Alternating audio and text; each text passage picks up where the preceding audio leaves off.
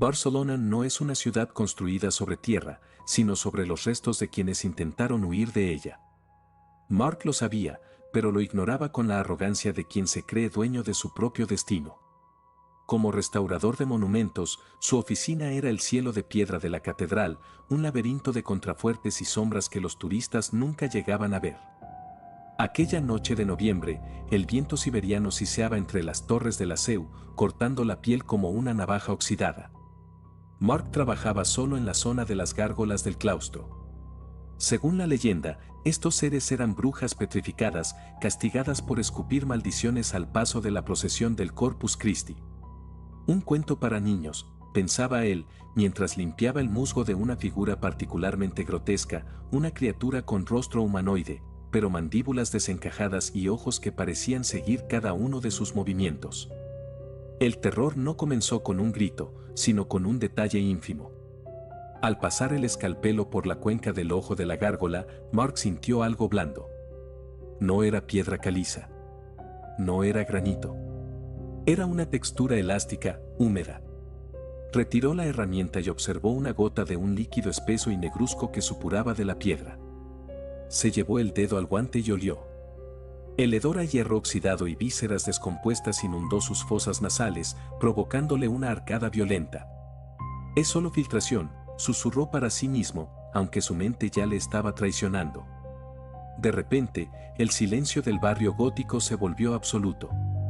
No se oían los pasos de los noctámbulos en la plaza de San Felipe Neri, ni el eco de los coches en la vía Layetana. El mundo exterior se había desvanecido. Mark intentó bajar por el andamio, pero sus manos no respondían. Sus ojos estaban fijos en la gárgola. La piedra comenzó a resquebrajarse, no como se rompe una roca, sino como se desprende una costra de una herida mal curada. Debajo del gris mineral apareció algo rosáceo. Un tejido muscular expuesto, palpitante, que vibraba con el ritmo de un corazón agónico. El terror explícito se desató cuando la gárgola abrió la boca. No hubo un sonido, solo el crujido de tendones de piedra estirándose hasta romperse. De la garganta del monstruo brotó un vómito de ceniza y dientes humanos que llovieron sobre Mark, golpeando su casco y su rostro. Desesperado, el restaurador tropezó y quedó colgando del arnés, balanceándose sobre el vacío del claustro.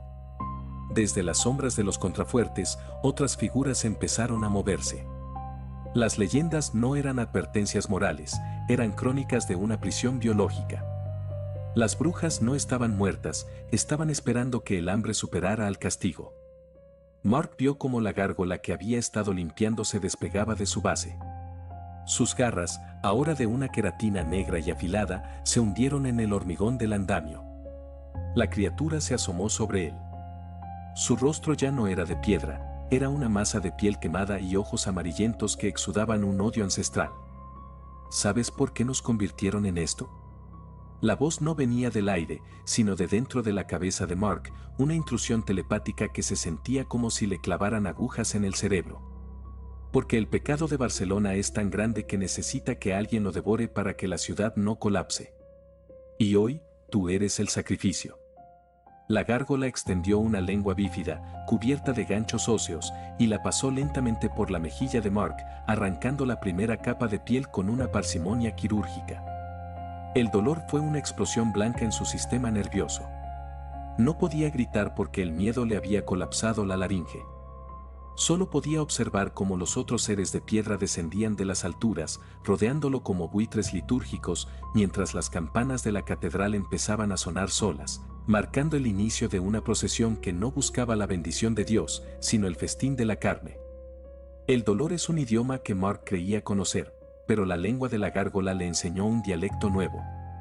No era solo la laceración de la carne, era la sensación de que, al lamer su sangre, la criatura estaba extrayendo sus recuerdos. Con cada pasada de esa lija orgánica, Mark veía fragmentos de su propia infancia desintegrarse, el olor de la cocina de su abuela se tornaba en azufre, el primer beso en el parque de la Ciudadela se transformaba en un intercambio de saliva negra y ceniza. La gárgola, a la que ahora podía ver con una claridad aterradora bajo la luna de sangre, se irguió sobre sus patas traseras. Su cuerpo era una amalgama imposible, costillas que sobresalían como cuchillas de obsidiana y una columna vertebral que recordaba a un rosario de vértebras humanas sobredimensionadas. No luches, pequeño arquitecto, la voz mental era ahora un coro de miles de voces susurrando al unísono. La piedra tiene memoria, pero la carne tiene hambre. Sin previo aviso, la criatura hundió sus garras en los hombros de Mark. El sonido no fue un golpe, sino el desgarrador desprendimiento del tejido conectivo. No hubo onomatopeyas, solo la descripción de cómo el acero del arnés cedía ante la fuerza bruta de un ser que había acumulado odio durante siglos.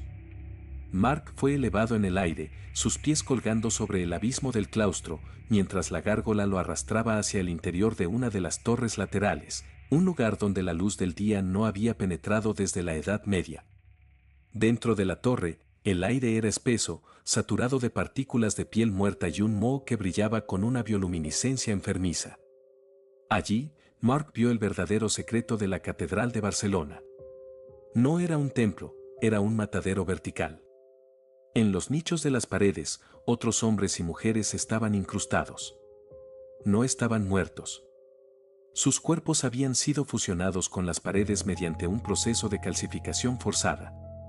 Sus ojos, privados de párpados, observaban el techo con una súplica eterna. Sus bocas permanecían abiertas, sirviendo como desagües para un fluido viscoso que alimentaba las raíces de la piedra. La gárgola depositó a Mark sobre una mesa de altar hecha de fémures compactados. El terror psicológico alcanzó un nuevo nivel cuando Mark comprendió que las figuras de piedra que decoraban las iglesias de la ciudad no eran representaciones artísticas, sino el estadio final de esta infección. Barcelona era un organismo vivo que se alimentaba de su propia gente para mantener su arquitectura en pie. «Tus manos son hábiles», dijo la criatura, acercando su rostro deforme al de Mark. Sus ojos eran orbes de cristal líquido donde se reflejaba la quema de brujas de 1427. Has pasado años reparándonos. Es justo que ahora nos completes. El monstruo comenzó a regurgitar. De su garganta extrajo una serie de herramientas de hueso, afiladas hasta el nivel molecular. Con una precisión que ningún cirujano humano podría soñar, empezó a pelar la piel de los antebrazos de Mark. No buscaba matarlo, buscaba remodelarlo. Mark sentía cada incisión, cada nervio expuesto al aire gélido de la cripta. El dolor era tan vasto que su mente intentó desconectarse, pero la gárgola clavó una espina en su base craneal, forzando a su cerebro a permanecer en un estado de hipervigilancia. No podía desmayarse. Estaba condenado a ser el espectador consciente de su propia deconstrucción. Afuera, la ciudad seguía su curso. En las ramblas, los turistas reían sin saber que, bajo sus pies, en los antiguos canales romanos, miles de gargantas de piedra comenzaban a humedecerse. La infección se estaba extendiendo. Las gárgolas de Santa María del Mar, las de la Generalitat, incluso las decoraciones modernistas de las casas del Paseo de Gracia, estaban empezando a sudar esa misma sangre negra. Mark miró sus propios brazos. Donde antes había piel, ahora crecía una capa de escamas de pizarra. Sus dedos se alargaban, las uñas se curvaban hacia adentro, convirtiéndose en garras de hierro. Estaba dejando de ser el restaurador para convertirse en la restauración. Pronto, susurró la criatura, mientras devoraba uno de los dedos desechados de Mark como si fuera una delicatessen, bajarás a las ramblas. Y nos ayudarás a recoger la cosecha. La transformación física era solo el preludio. El verdadero horror radicaba en que Mark empezaba a sentir el hambre. Un hambre que no se saciaba con comida, sino con la esencia vital de los vivos. Barcelona no era una ciudad de condes y reyes, era una ciudad de piedra sedienta que reclamaba su deuda de sangre. El proceso de deshumanización no fue una transición, sino una demolición.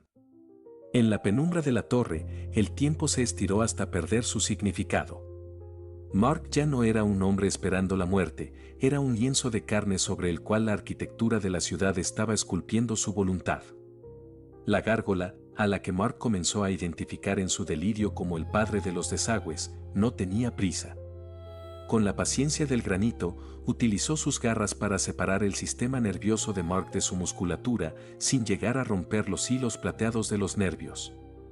El dolor dejó de ser una señal de alerta para convertirse en una constante armónica, un zumbido que vibraba en sus dientes y en el tuétano de sus huesos. La carne es débil porque es fluida, sentenció la criatura, mientras introducía polvo de mármol directamente en las venas abiertas de Mark. La piedra es eterna porque es estática. Te estamos dando el don de la permanencia.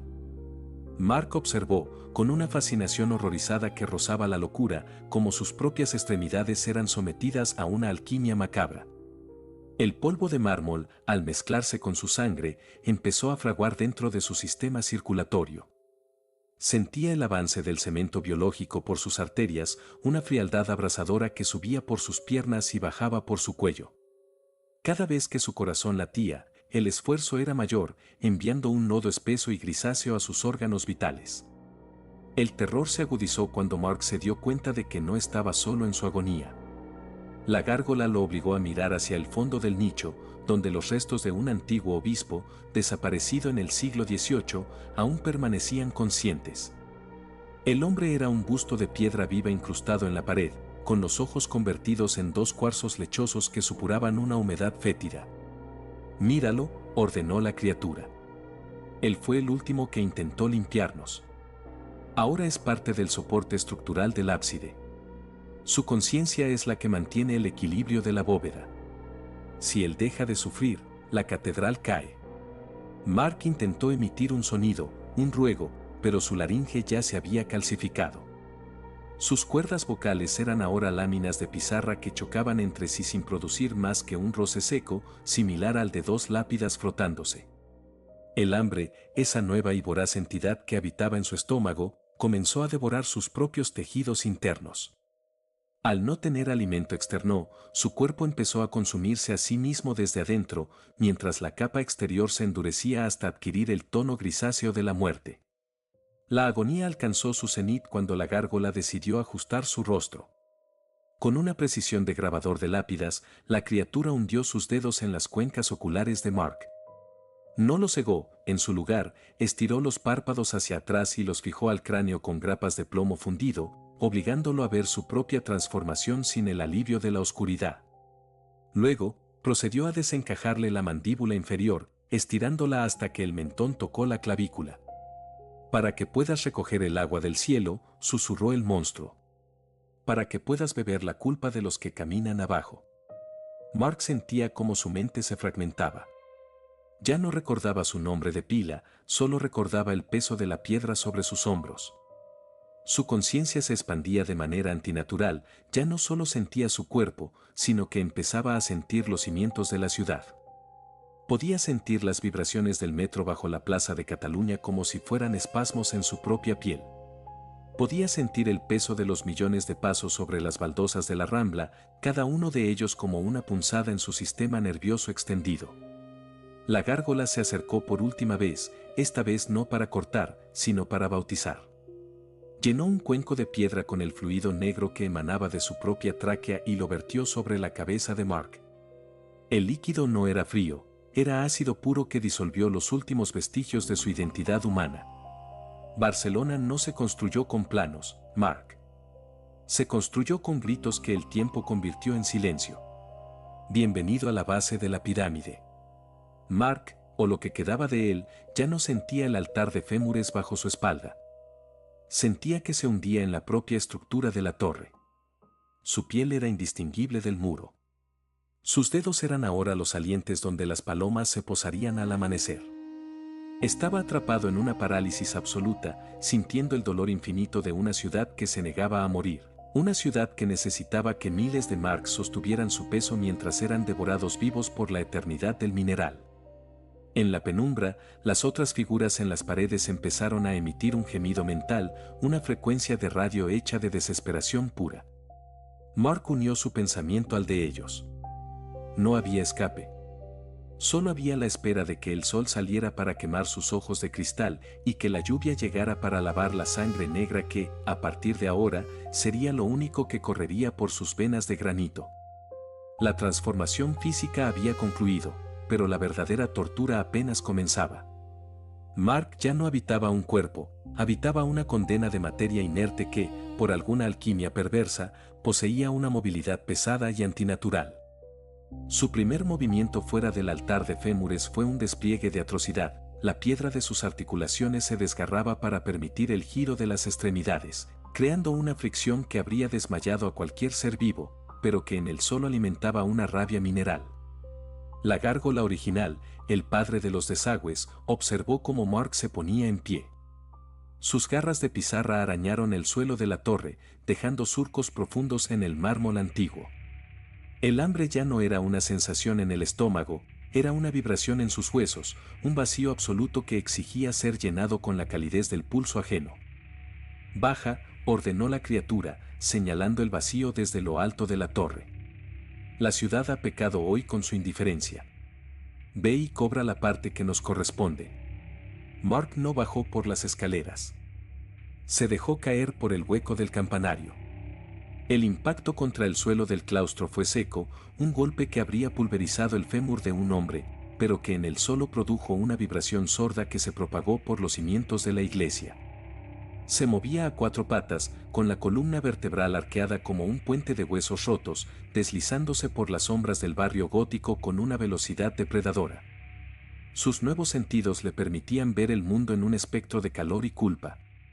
Los edificios no eran paredes, sino cajas de resonancia de secretos inconfesables.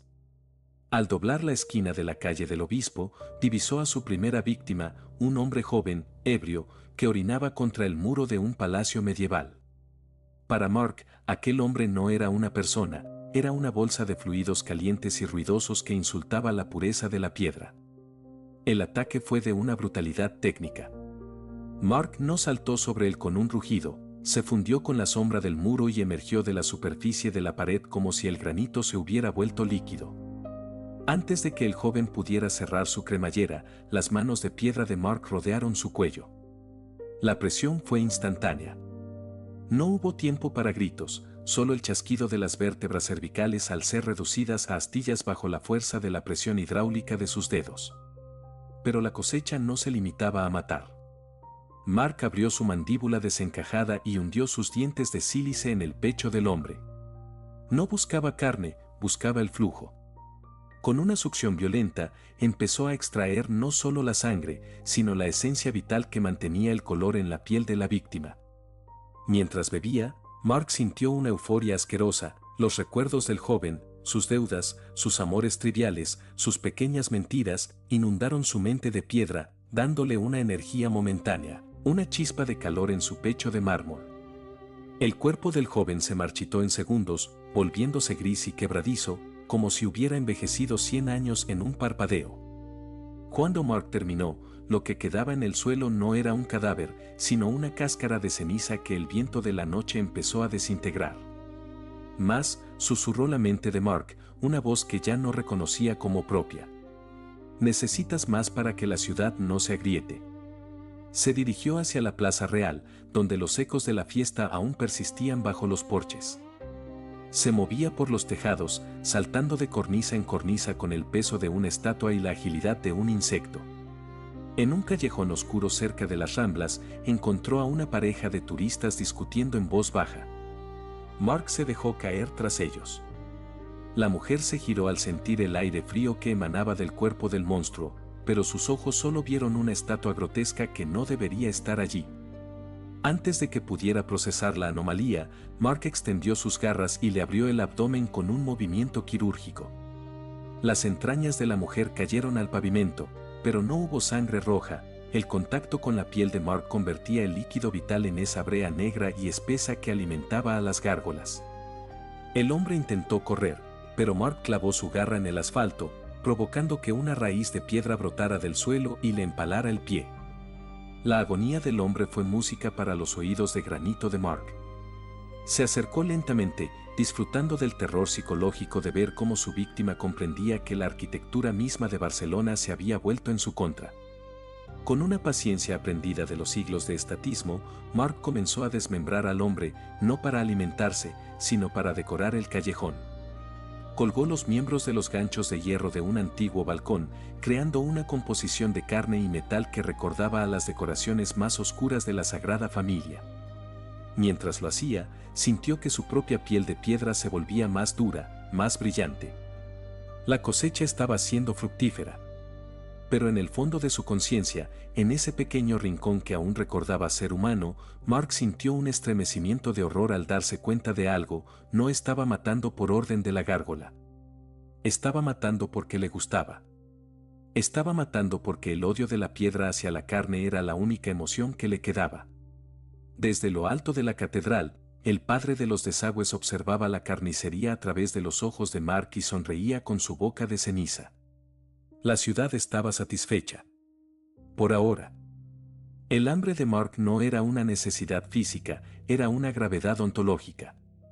Como una estrella colapsada, necesitaba devorar materia para no consumirse en su propio vacío. Sus pasos, ahora una sucesión de impactos pesados y calculados, lo llevaron hasta las inmediaciones del Gran Teatre del Liceo. Las ramblas servían con una multitud elegante que salía de una representación, hombres de smoking y mujeres con vestidos de seda que ignoraban que, sobre sus cabezas, el granito estaba despertando. Mark se agazapó sobre la cornisa de un edificio modernista, justo frente a la fachada del teatro. Sus ojos de cristal líquido filtraban la realidad en busca de una vibración específica, un pulso que saciara la sed de la ciudad. Fue entonces cuando la vio. Entre la multitud, saliendo del brazo de un hombre maduro y adinerado, estaba Elena. Elena. Su esposa. O lo que el concepto de esposa significaba en la vida de ese hombre de carne llamado Mark, que había dejado de existir hacía siglos de agonía, aunque en el reloj de los hombres solo hubieran pasado unas horas. Verla provocó una falla tectónica en su psique de piedra. Por un segundo, el cemento de sus venas se volvió líquido, y un destello de humanidad, doloroso como un clavo al rojo vivo, le atravesó el cráneo calcificado. Ella se detuvo a un lado de la acera para ajustar la correa de su zapato. Su acompañante se adelantó unos metros para buscar el coche.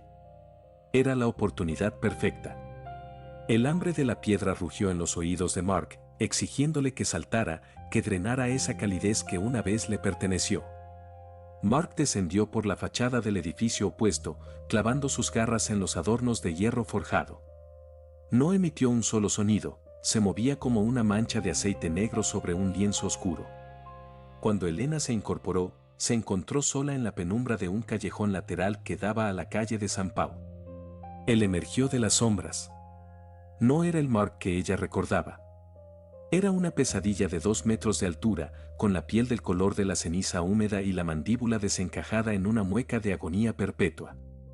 Sin embargo, en el fondo de aquellas cuencas sin párpados, Elena creyó ver un brillo de reconocimiento. «Mark», susurró ella. El nombre golpeó el pecho del monstruo como un martillo sobre un yunque. Mark quería gritarle que huyera, que se escondiera de él y de lo que Barcelona se estaba convirtiendo, pero de su garganta solo brotó un borboteo de sangre negra. Su cuerpo, poseído por la voluntad del padre de los desagües, actuó contra su voluntad. Sus manos de piedra se extendieron hacia el cuello de Elena. «Por favor», rogó ella, retrocediendo hasta chocar contra la pared de ladrillo. En ese momento, la percepción de Mark se dividió. Vio a Elena no como a la mujer que amaba, sino como un mapa de vasos sanguíneos y energía térmica. Vio el latido de su carótida, un ritmo frenético que gritaba: «Cómeme». La sed fue superior a la memoria. Con una rapidez sobrenatural, Mark la sujetó contra la pared. El contacto de la piedra fría contra la piel caliente de Elena hizo que ella soltara un sollozo ahogado. Él acercó su rostro deforme al de ella. Podía oler su perfume, un aroma a jazmín que luchaba contra el hedor a muerte que él exhalaba. Pero no la mató. Al menos, no de inmediato. Con una uña afilada como un bisturí de obsidiana, Mark le hizo un pequeño corte en la mejilla. Al probar la sangre de Elena, el mundo de Mark explotó. No fue solo alimento, fue una descarga eléctrica de recuerdos puros. Vio su boda, vio las mañanas de domingo, sintió el calor del sol que su piel de piedra nunca volvería a disfrutar. El contraste entre la belleza de lo perdido y la brutalidad de su presente le provocó un sollozo de arena. Vete, logró articular Mark a través del roce de sus cuerdas vocales de pizarra. El sonido fue una tortura, como si alguien arrastrara una losa sobre otra. Vete, ahora. Elena, en un estado de shock absoluto, no corrió. Cometió el error de tocar la mano de piedra de su marido. ¿Qué te han hecho?, preguntó ella, con una compasión que resultó ser el desencadenante final. La ciudad no permitía la compasión. La arquitectura de Barcelona sintió la debilidad de Mark y reaccionó.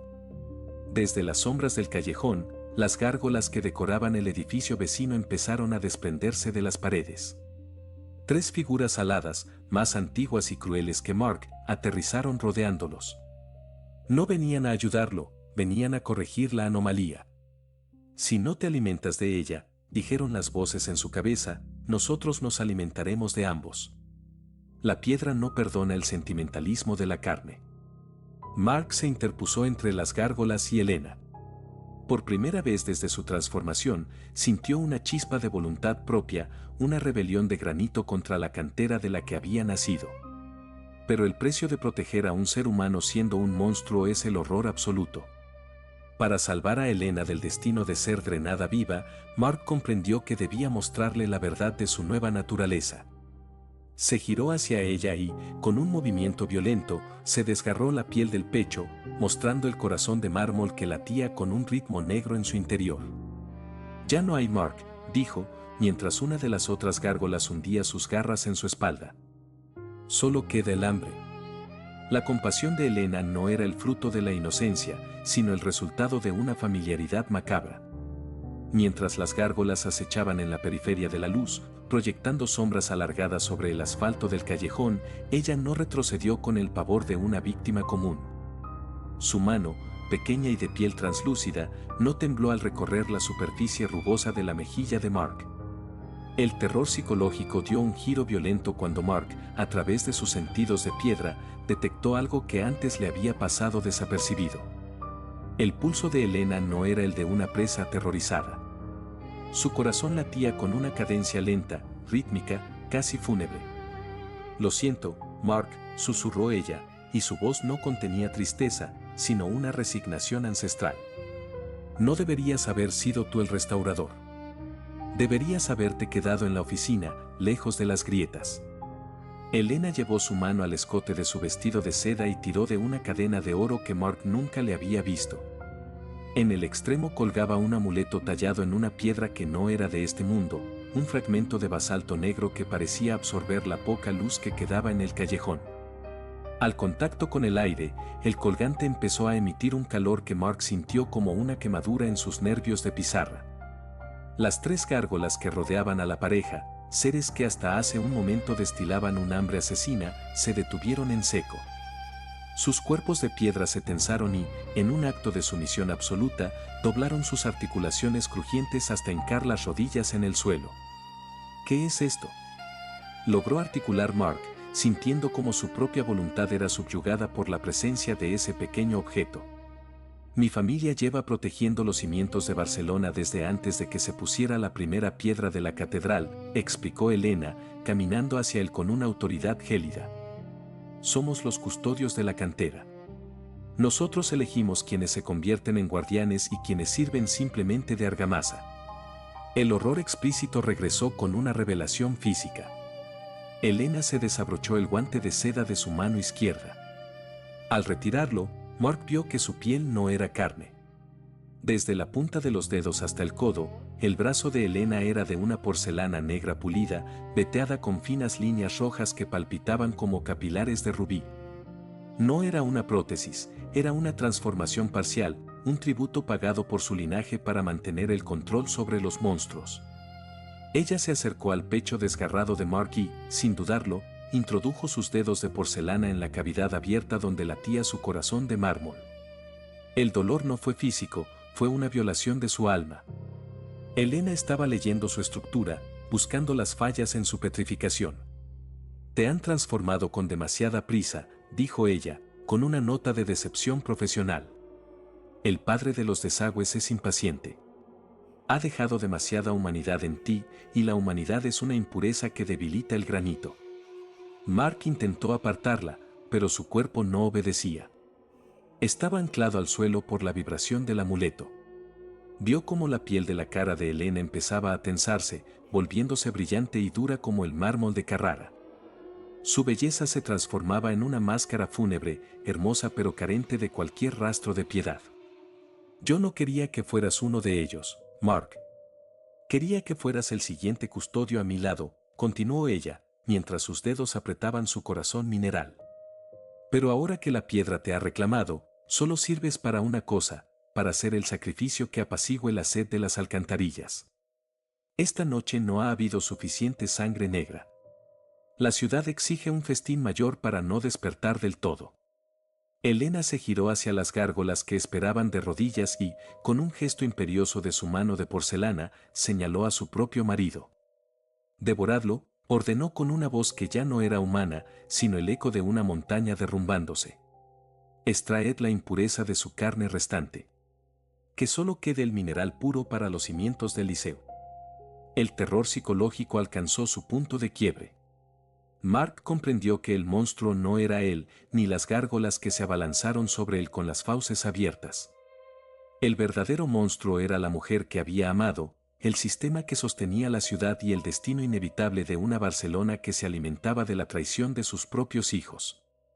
Las gárgolas se lanzaron sobre Mark, hundiendo sus dientes en sus articulaciones de piedra, desgarrando los últimos jirones de su humanidad mientras Elena observaba, imperturbable, ajustándose de nuevo su guante de seda para salir del callejón y reunirse con su acompañante, como si nada hubiera ocurrido. La traición de Elena fue el catalizador que rompió la última barrera de la conciencia de Mark. Mientras sus garras de porcelana se alejaban y ella regresaba a la luz de las ramblas, Mark no fue devorado en el sentido biológico. Fue asimilado. Las otras gárgolas no buscaban su muerte, sino su integración en la estructura viva de la ciudad. El ataque de las gárgolas fue una danza de canibalismo arquitectónico. Sus dientes de sílice no buscaban su carne, sino los puntos de anclaje de su alma. Con cada mordisco, Mark sentía cómo su visión se expandía y se hundía simultáneamente. Ya no veía el callejón, veía las venas de agua subterránea, las catacumbas olvidadas y los nervios eléctricos que daban una falsa vida a Barcelona. Las gárgolas arrastraron su cuerpo, ahora una masa informe de granito y agonía, hacia una trampilla de hierro oculta bajo el escenario del Liceo. El descenso fue infinito. El aire se volvió denso, con el olor de la piedra húmeda y el sudor de siglos. «Aquí es donde el espectáculo nunca termina», le susurró el coro de piedras en su mente. Lo depositaron en el centro de una inmensa cámara circular situada exactamente bajo la platea del teatro. No era una cripta, sino un engranaje. Mark fue encajado en un receptáculo de metal y hueso que conectaba con los pilares maestros del edificio. Sintió como unos pernos de hierro frío atravesaban sus hombros y sus rodillas, soldándolo para siempre a la base del Liceo. El terror se volvió absoluto cuando Mark comprendió su función. Él era el nuevo resonador. Cada vez que un espectador arriba reía, cada vez que una soprano alcanzaba una nota alta, cada vez que el aplauso de la multitud atronaba el teatro, la vibración bajaba por las columnas y golpeaba el cuerpo de piedra de Mark. Y en la piedra, el sonido no se disipaba, se transformaba en dolor físico puro. Barcelona no solo necesitaba sangre, necesitaba el eco del sufrimiento para mantener sus cimientos cohesionados. Mark estaba condenado a sentir la alegría de los vivos como una tortura rítmica que jamás le permitiría dormir. Desde la oscuridad, la gárgola original, el padre de los desagües, emergió para darle la bienvenida a su nueva eternidad. Elena ha cumplido con su parte, dijo la criatura, cuyas facetas de piedra ahora brillaban con una luz interna. Ella nos entrega lo que ama para que nosotros protejamos lo que ella posee. Es el pacto de la ciudad. Arriba, la ópera terminaba. Mark sintió la primera onda expansiva del aplauso final. La vibración golpeó su pecho de mármol, agrietando su esternón de piedra y enviando una descarga de agonía a través de sus terminaciones nerviosas fijas. Quiso gritar, pero su boca ahora formaba parte del sistema de ventilación del teatro. Su grito salió hacia la platea convertido en una brisa fresca que los asistentes agradecieron, sin saber que estaban respirando la desesperación de un hombre convertido en monumento. Pasaron los años, o quizás fueron siglos, el tiempo para la piedra es solo un desgaste imperceptible. Mark seguía allí, enterrado vivo bajo la opulencia del Liceo. Su mente se había fragmentado en miles de pedazos, cada uno unido a un ladrillo, a una baldosa, a una viga de hierro de la ciudad.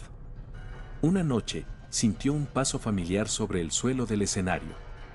Una vibración ligera, rítmica, de un corazón que latía con la lentitud de un funeral. Era ella. Elena, ahora convertida en una anciana cuya piel era totalmente de mármol negro, se detuvo justo encima de donde él estaba anclado. Ella no necesitaba verlo para saber que él seguía allí. Gracias por el servicio, Mark, susurró ella a través de las grietas del suelo. Gracias a tu resistencia, la ciudad ha sobrevivido a otra era. Pero mi tiempo termina y necesito un sucesor para los custodios. Mark sintió un terror nuevo, un frío que no venía del granito. Vio, a través de los ojos de las estatuas del vestíbulo, a un joven restaurador que caminaba junto a Elena. El joven tenía la misma mirada arrogante y llena de vida que Mark tuvo una vez. Tenía las mismas manos hábiles que pronto serían peladas y reconstruidas. ¿Ves este lugar?, le decía Elena al joven. Necesita a alguien que entienda su alma. Alguien que no tenga miedo de lo que hay bajo la superficie. Mark intentó mover sus pulmones de piedra para advertirle, para rugir, para derrumbar el edificio entero sobre ellos y acabar con el ciclo. Pero la ciudad no se lo permitió. En lugar de un grito de advertencia, de la garganta de Mark surgió una melodía perfecta, un armónico que resonó en todo el teatro, envolviendo al joven en una sensación de paz y maravilla. El joven sonrió, seducido por la música de la piedra. Es el lugar más hermoso que he visto nunca, dijo el muchacho, dando el primer paso hacia su propia perdición. Mark cerró sus ojos de cristal, aceptando su destino final. No era un guardián, ni una víctima. Era Barcelona. Y Barcelona siempre tiene hambre de nuevos cimientos. Mientras el joven bajaba las escaleras hacia la oscuridad, Mark sintió como una nueva grieta se abría en su propio corazón de mármol, dejando espacio para que el siguiente grito, el de su sucesor, se uniera al suyo en la sinfonía eterna de la piedra y la sangre.